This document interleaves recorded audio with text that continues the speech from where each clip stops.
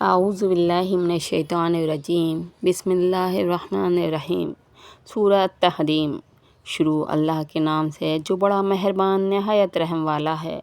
اے نبی، تم کیوں اس چیز کو حرام کرتے ہو جو اللہ نے تمہارے لیے حلال کی ہے، اپنی بیویوں کی رضامندی چاہنے کے لیے، اور اللہ بخشنے والا مہربان ہے۔ اللہ نے تم لوگوں کے لیے تمہاری قسموں کا کھولنا مقرر کر دیا ہے، اور اللہ تمہارا کارساز ہے، اور وہ جاننے والا حکمت والا ہے۔ اور جب نبی نے اپنی کسی بیوی سے ایک بات چھپا کر کہی تو جب اس نے اسے بتا دیا اور اللہ نے نبی کو اس سے آگاہ کر دیا تو نبی نے کچھ بات بتائی اور کچھ ٹال دی۔ پھر جب نبی نے اسے یہ بات بتائی تو اس نے کہا کہ آپ کو کس نے اس کی خبر دی؟ نبی نے کہا کہ مجھے بتایا جاننے والے نے، باخبر نے۔ اگر تم دونوں اللہ کی طرف رجوع کرو تو تمہارے دل جھک پڑے ہیں، اور اگر تم دونوں نبی کے مقابلے میں کارروائیاں کرو گی تو اس کا رفیق اللہ ہے، اور جبریل اور صالح اہل ایمان اور ان کے علاوہ فرشتے اس کے مددگار ہیں۔ اگر نبی تم سب کو طلاق دے دے تو اس کا رب تمہارے بدلے میں تم سے بہتر بیویاں اسے دے دے، مسلمہ، با ایمان، فرما بردار، توبہ کرنے والی، عبادت کرنے والی، روزے دار، ودوا اور کنواری۔ اے ایمان والو، اپنے آپ کو اور اپنے گھر والوں کو اس آگ سے بچاؤ جس کا ایندھن آدمی اور پتھر ہوں گے، اس پر تندخو اور زبردست فرشتے مقرر ہیں۔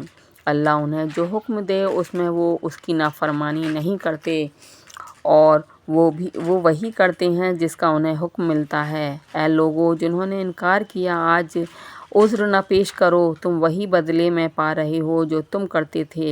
اے ایمان والو، اللہ کے آگے سچی توبہ کرو، امید ہے کہ تمہارا رب تمہارے گناہ معاف کر دے اور تمہیں ایسے باغوں میں داخل کرے جس کے نیچے نہریں بہتی ہوں گی۔